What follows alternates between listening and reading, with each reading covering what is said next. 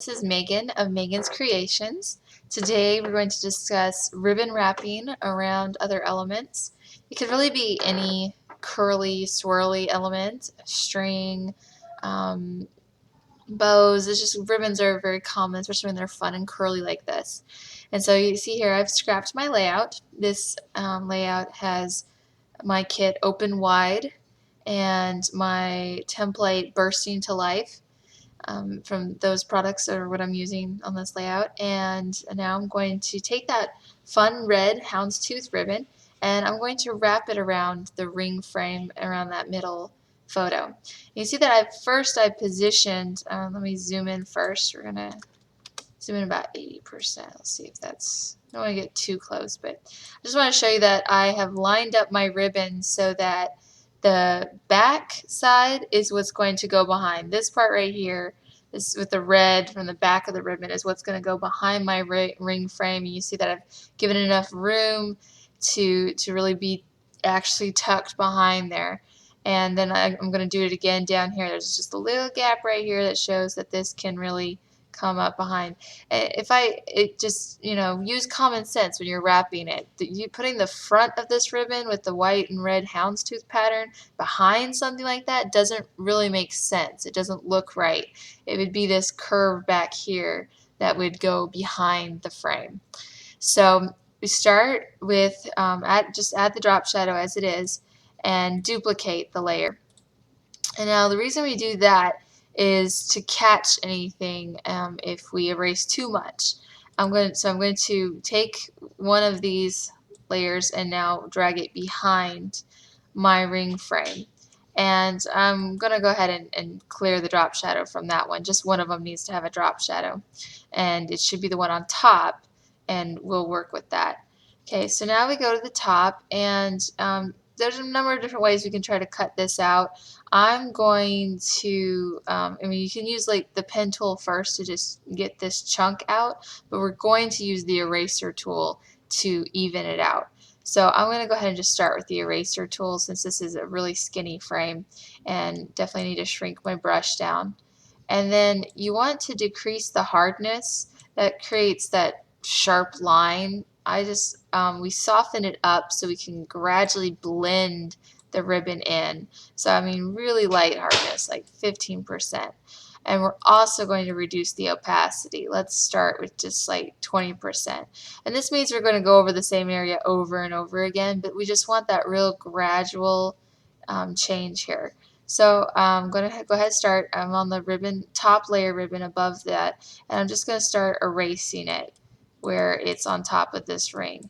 And you'll see that the problem we get is that the drop shadow is still there because part of our element is still there. And this is where we just kind of lightly, it looks like it's still too much, so I'm going to lower the opacity even more. Make our brush just a little bit bigger.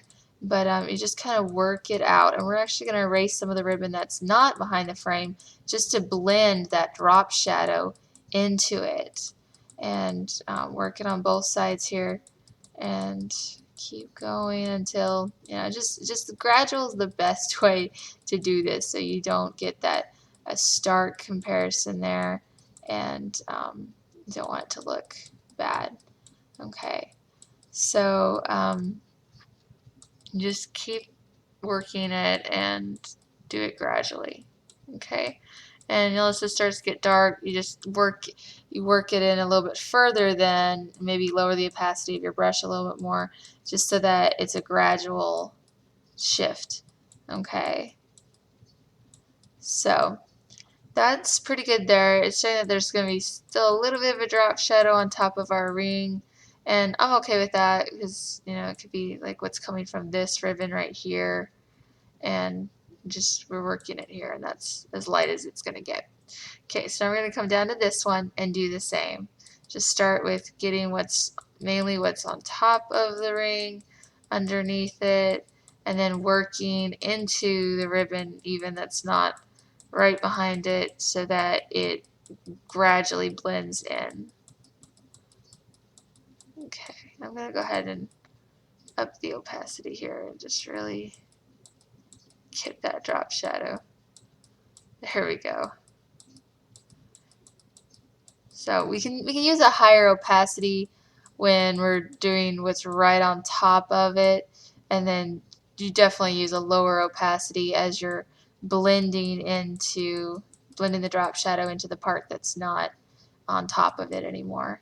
So I'm going to come back up here, increase the opacity, and really get that. Here we go.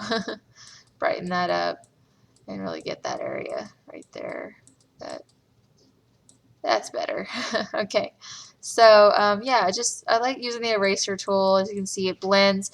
And again, the reason why I did that duplicate layer underneath the ring frame is because of what I did, where I was erasing more than just what was on top of the ring the ring frame, so that duplicate layer behind it will catch any gaps that would have been right here, and that would have looked bad. So that's why we want that duplicate layer underneath. You can't even tell if you get rid of the drop shadow on the duplicate layer underneath, so you don't have an extra dark drop shadow, and it just helps catch any gaps that we might have had because we're really blending it in so it looks like it goes behind that. And that's it. And this is fun. Looks like it's wrapping around now this frame, something more 3D. So I hope that you'll like this tutorial, and this is going to be my designer challenge during our Queen of Scrap at Scrap Matters in August of 2013. So check out the tutorial and give it a try yourself, and for a chance to win a gift card to my store or a guest spot on my CT. So I hope you enjoyed the tutorial, and we'll see you next time.